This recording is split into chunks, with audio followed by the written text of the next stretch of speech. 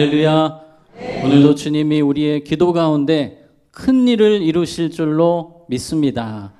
몇 년 전에 이 경마장에서 이 말 고삐를 쥐고 있던 한 분이 이 고삐를 놓치신 거예요. 그래서 말이 탈출을 했습니다. 경마장에서 탈출을 해서 차도로 뛰어든 거예요. 여기 사진에 있는 것처럼 이 말이 막 질주를 하는 겁니다. 때로는 역주행을 하기도 하고 또 차들에 부딪히는데 물론 다치지 않을 정도로 차가 대기하고 있을 때 가서 발로 한 대씩 차를 차는 거예요. 그래서 백미러가 부러지고 막 차가 5대가 고장이 나서 3천만 원 손해를 입히고 이제 생포가 되어서 말은 거의 다치지는 않고 이제 건강하게 돌아왔는데 큰 사고를 치고 돌아온 겁니다. 뭐가 풀렸죠? 고삐가 풀렸더니 이런 문제가 생겼습니다. 우리의 삶에도 무엇의 고삐가 딱 풀리면 문제가 되는 것이 있습니다. 바로 우리의 감정입니다. 우리의 감정의 고삐가 풀리는 순간 때로 우리의 삶을 힘들게 합니다. 우리의 삶을 짓누릅니다. 막 정신없게 만듭니다. 대표적인 감정들이 있는데요.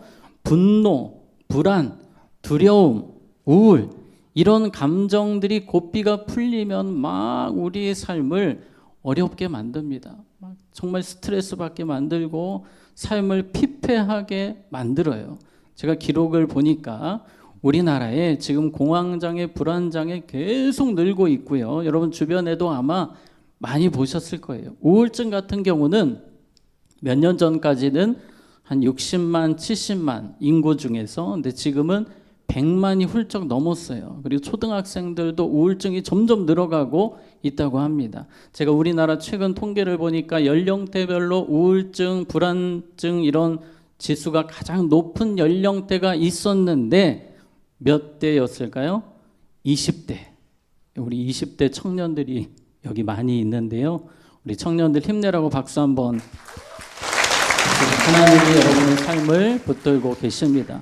요즘 청년들이 우울증, 불안증, 공황장애가 정말 심각하다고 합니다. 오늘 성경에 나오는 주인공도 이 3가지가 같이 왔습니다. 이 불안, 두려움, 우울 어떻게 찾아왔냐면 엘리야에게 강하게 고삐가 감정의 고삐가 풀리면서 이러한 감정이 엘리야 선지자를 막 강하게 뒤흔드는 겁니다.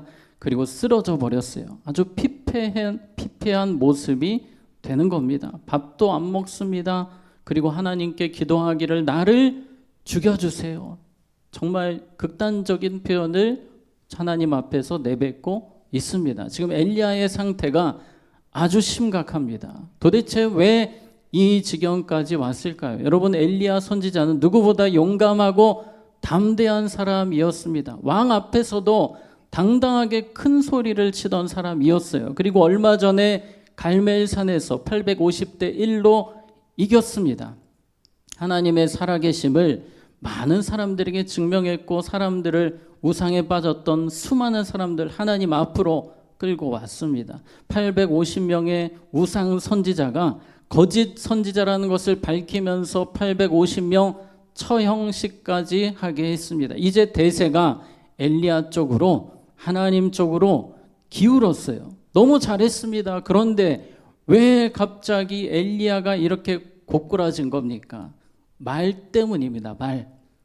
누군가의 말을 듣고 엘리야가 갑자기 이 감정의 고삐를 놔버린 거예요. 그 말이 바로 2절에 나옵니다. 우리 2절을 같이 읽겠습니다. 시작. 이세벨이 사신을 엘리야에게 보내어 이르되 내가 내일 이맘때에는 반드시 내 생명을 저 사람들 중 한 사람의 생명과 같게 하리라. 그렇게 하지 아니하면 신들이 내게 벌 위에 벌을 내리기 마땅하니라 한지라. 네, 지금 이세벨이 편지를 보냈는데요. 그 내용인즉 이 엘리야 너는 내일까지 내가 죽여버리겠다는 거예요. 내가 반드시 너를 죽이겠다라는 협박 편지를 지금 엘리야에게 보낸 겁니다. 그런데 지금 이세벨 왕비도 알고 있습니다. 대세가 기울었어요. 자신이 지금 공경에 처했다는 것을 누구보다 잘 알고 있습니다. 엘리야가 대단한 사람인 걸 알고 있어요. 그러나 지금 협박이라도 한번 해보자. 마치 보이스피싱 던지듯이 그냥 엘리야한테 보이스피싱 메일을 던지듯이 그렇게 했는데 엘리야가 이걸 물었어요. 안타깝게도 이 편지 내용에 집중하는 겁니다.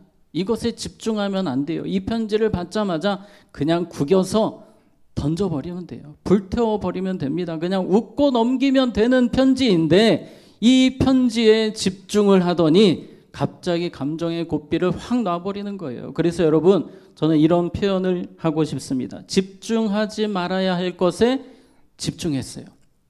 그때부터 문제가 생겼습니다. 감정의 문제가 생기는 거예요. 그래서 우리가 반대로 집중하지 말아야 될 것에 집중하면 안 되고 집중해야 될 것에 또 집중을 해야 됩니다. 그런데 지금 엘리야는 거꾸로 됐어요. 집중하지 말아야 될 것을 붙들고 있다가 지금 너무 심각한 감정의 상태가 된 것입니다. 그래서 오늘 우리가 이 분별이 필요합니다. 사탄이 이렇게 툭툭 던지거든요.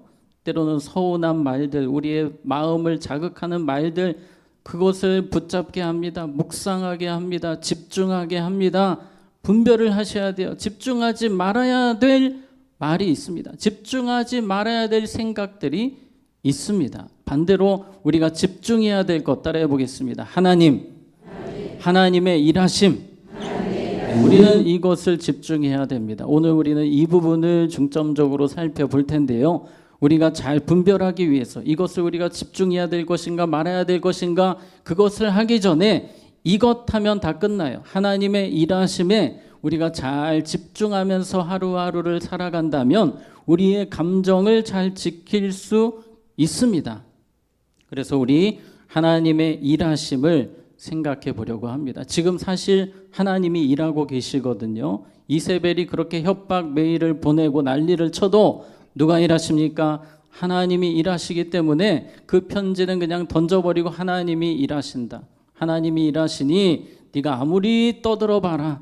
아주 이게 발악을 하는구나. 여기 아주 발악을 하네 하고 넘기면 되는 거예요. 하나님의 일하심에 집중하면 해결되는 것입니다. 이걸 정말 잘했던 사람이 있는데 바로 다윗이었습니다. 다윗은요, 가장 힘들 때, 가장 답답할 때, 가장 어려울 때 이 시편을 지었습니다. 시편 23편, 우리가 잘 알고 있는 말씀인데요. 우리 3절 4절 같이 읽겠습니다. 시작. 내 영혼을 소생시키시고 자기 이름을 위하여 의의 길로 인도하시는도다. 내가 사막의 음침한 골짜기로 다닐지라도 해를 두려워하지 않을 것은 주께서 나와 함께 하시니라. 주의 지팡이와 막대기가 나를 안위하시나이다.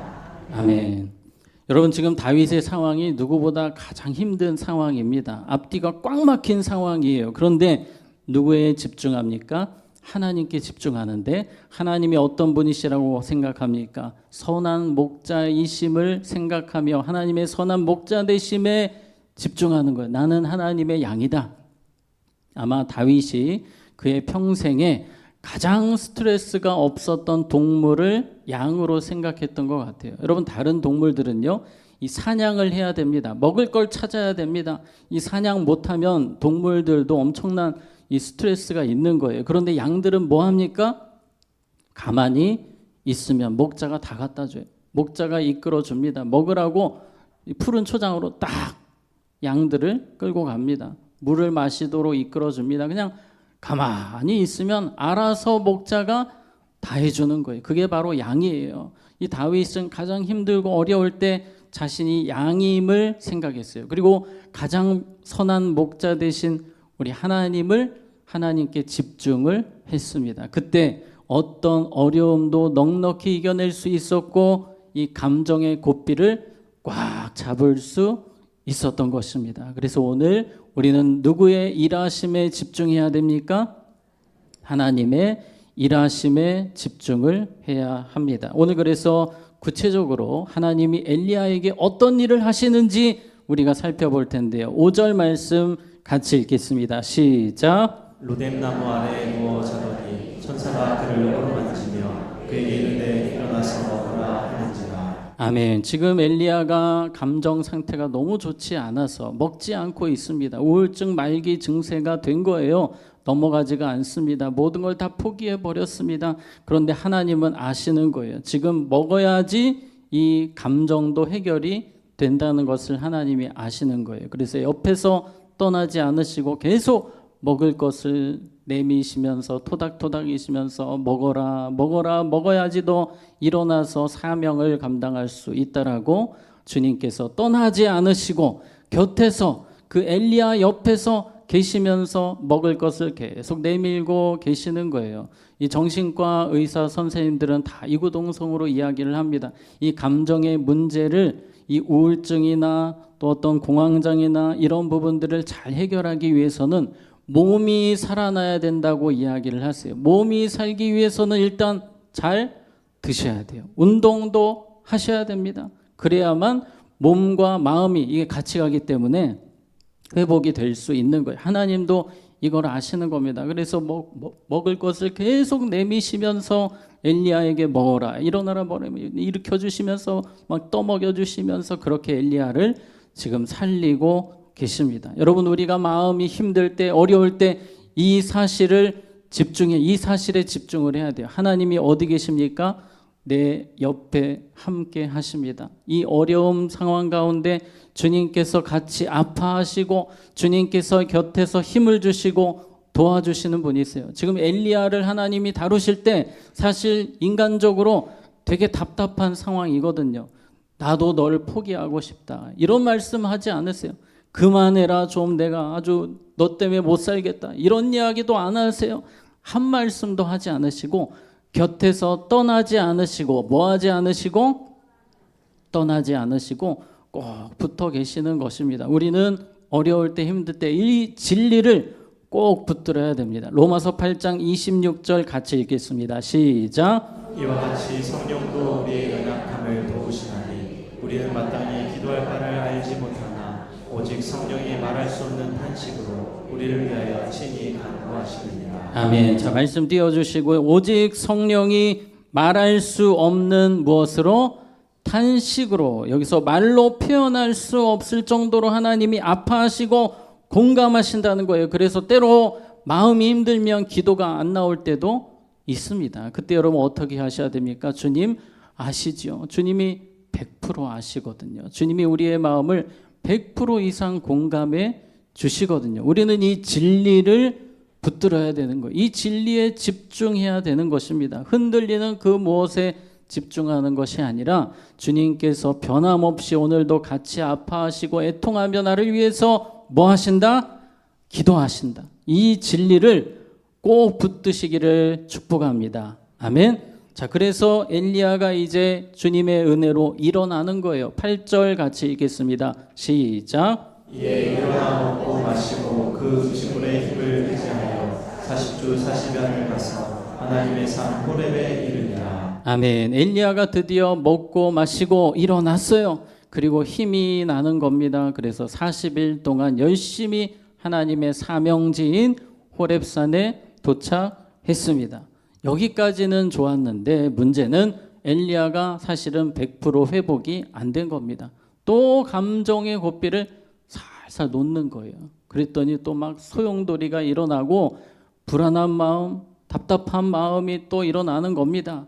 그때 하나님께서 엘리야에게 이 말씀을 딱 선포를 하시는 거예요. 16절 말씀해 보시면 너는 또 님시의 아들 누구에게? 예후에게 기름을 부어 이스라엘 왕이 되게 하고, 하나님이 갑자기 지금 이세벨 때문에 힘든 이 엘리야에게, 이세벨 때문에 두려운 이 엘리야에게 갑자기 예후를 왕으로 세워야 된다, 예후에게 기름을 부어라라고 하나님 말씀하시는 거예요. 갑자기 왜 이 말씀을 하실까요? 왜냐하면 예후가 누구를 죽입니까?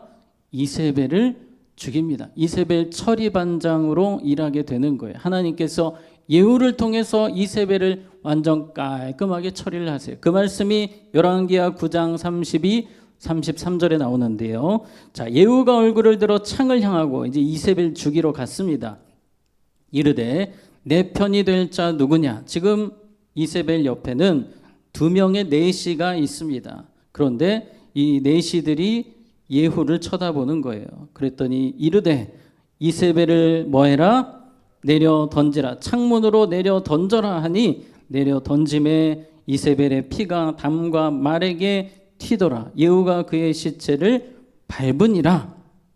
하나님께서 가장 지금 이 엘리야의 마음이 힘들 때 이 예후를 통해서 앞으로 어떤 일을 이루실지를 가르치시는 거예요. 물론 엘리야는 이걸 잘 이해하지는 못했습니다만 물론 시간이 지나고 알게 되었겠죠. 그런데 하나님은 일하고 계셨어요. 엘리야가 알지 못하는 곳에서 하나님은 성실하게 일하고 계셨습니다. 하나님은 우리의 상식과 상상을 뛰어넘어 우리를 위해서 성실하게 일하시는 분임을 믿으시기 바랍니다. 하나님이 누구를 위해 일하십니까? 나를 위해서 일하고 계십니다. 선한 목자 되신 주님께서 나를 위해서 지금도 일하고 계세요. 오늘 우리가 기도할 때 주님 일하실 줄로 믿으시기 바랍니다. 아멘. 자, 18절 말씀해 보시면 하나님이 또 엘리야에게, 지금 엘리야의 입이 툭 튀어나와 있습니다. 그런 엘리야에게 이렇게 말씀하십니다. 그러나 내가 이스라엘 가운데 몇 명을 7,000명을 남기리니 다 바알에게 무릎 꿇지 아니하고 다 바알에게 입맞추지 아니한 자니라. 지금 엘리야가 가장 기분이 나쁜 것 중에 하나가 나 혼자만, 하나님 왜 나 혼자만 이렇게 고생을 합니까? 이랬는데 하나님께서 7,000명 언급을 하시는 거예요. 하나님께서 지금 성실하게 일하고 계심을 엘리야에게 보여주고 계시는 겁니다. 그러므로 엘리야는 다른 것 집중하지 말고 하나님이 지금 일하고 계신다. 이 사실만 붙들면 되는 겁니다. 엘리야가 이 사실을 붙드는 순간 그 모든 감정의 고삐를 다시 잡게 되고 일어나게 되는 거예요. 여러분 시편 우리가 23편에 다윗이 했던 고백을 다시 한 번 더 보기 원하는데요. 이 6절 말씀 보시면 내 평생에, 자 언제예요? 내 평생, 여러분 이 사실에 집중하셔야 됩니다. 내 평생에, 힘들 때만이 아니라 내 평생에 선하심과 인자하심이 반드시 나를 따르리니 믿으시기 바랍니다.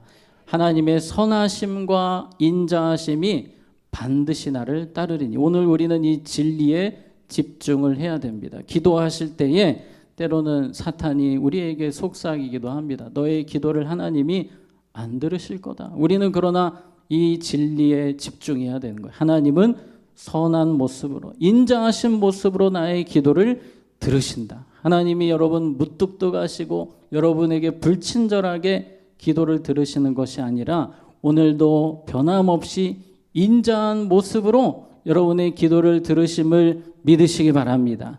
그래서 오늘 말씀을 이 말씀으로 정리하겠습니다. 시편 42편 10절 같이 읽습니다. 시작.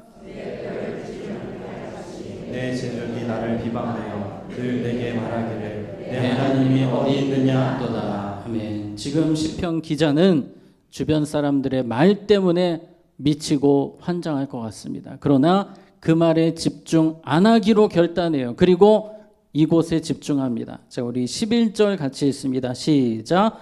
내 영혼아 내가 어찌하여 낭망하며 어찌하여 내 속에서 불안해하는가. 너는 하나님께 소망을 두라. 나는 그가 나타나 도우심으로 말미암아 내 하나님을 여전히 찬송하리로다. 아멘. 어찌하여 낭망하며 어찌하여 불안해하는가. 너는 누구를 바라라?